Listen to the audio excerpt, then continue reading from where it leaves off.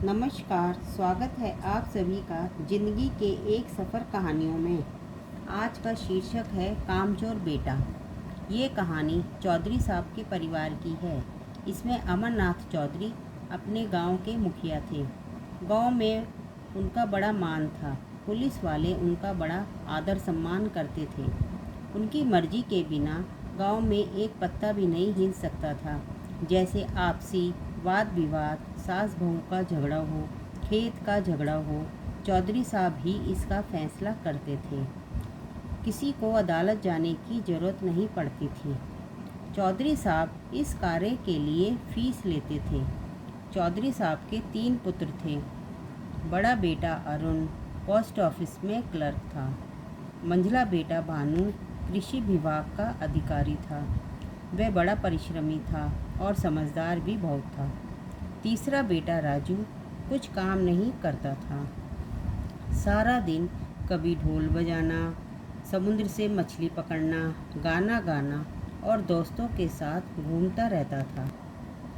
घर के प्रति अपनी जिम्मेदारियां नहीं निभाता था। पिता और भाइयों के समझाने का भी उस पर कोई असर नहीं होता था। यह देखकर घर के लोग उससे अच्छा व्यवहार नहीं करते थे। राजू को सही राह पर लाने के लिए उन्होंने कई उपाय किए, लेकिन उस पर कोई असर नहीं हुआ। पिताजी समझाते थे कि बेटा कुछ काम करो जिससे तुम्हें पैसे मिले और अपनी गृहस्थी संभालो। बेटा अपने भाइयों के सहारे कब तक रहोगे? मेरी ज़िंदगी का क्या भरोसा, कब भगवान का बुलावा आ जाए। भाई भाभी तो तुम्हें पूछेंगे भी नहीं, इसलिए कुछ काम धंधा करो। तुम्हारे बच्चे भी बड़े हो रहे हैं, उनका भार कैसे संभालोगे? राजू वही खड़े सब बातें सुन रहा था, पर उस पर कोई असर नहीं हुआ। राजू के काम न करने के कारण घर का सारा काम राजू की पत्नी को करना पड़ता था। जेठानियाँ कुछ काम नहीं करती थीं और राजू की पत्नी के ऊपर ताने कसती थी। कुछ दिनों बाद राजू अपने पिताजी से बोला कि मैं कोई काम करना चाहता हूँ। चौधरी साहब बहुत खुश हुए और बोले, तुमने अपनी जिम्मेदारी तो समझी। उन्होंने राजू को परचून की दुकान खुलवा दी, लेकिन 3-4 महीनों में उसे दुकान से जो पैसे का लाभ हुआ उसको अपनी मौज मस्ती और दोस्तों में बर्बाद कर दिया। चौधरी साहब ने बड़ा गुस्सा किया। भाई और भाभीयों ने झगड़ा किया और बोले कि अगर तुम्हें ऐसे ही पर पैसे बर्बाद करने हैं तो इस घर से अपने परिवार को लेकर निकल जाओ। राजू को उनकी बातों से कोई फ़र्क नहीं पड़ा। बड़ा भाई बोला कि सारे दिन हम मेहनत मजदूरी करते हैं और वह मुफ्त की रोटियां तोड़ता है। भाभीयों का गुस्सा शांत नहीं हुआ। उन्होंने कहा, अब तो घर का बंटवारा कर दो, तभी यह अपनी जिम्मेदारियां समझेगा। चौधरी जी बोले, अगर बंटवारा हुआ तो हमारे गांव में क्या इज्जत रहेगी?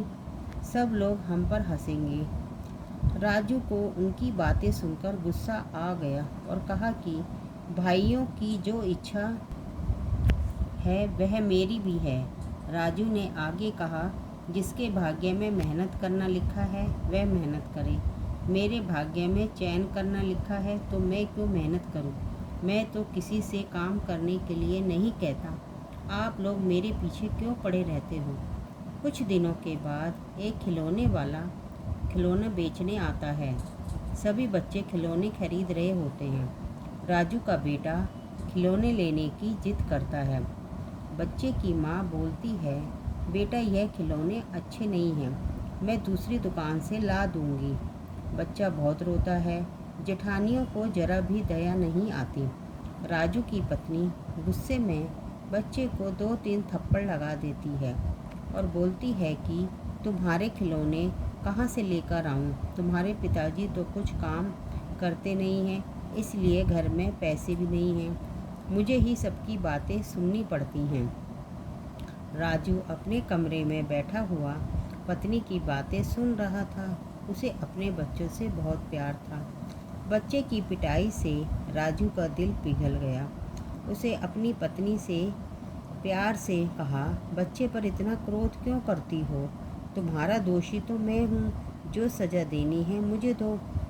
भगवान ने चाहा तो कल से घर के लोग मेरा और मेरे बाल बच्चों का आदर करेंगे, क्योंकि बच्चे की मार और तुम्हारी बातों ने मेरी आंखें खोल दी हैं और मुझे एहसास दिलाया कि मुझे अपने परिवार के लिए काम करना चाहिए।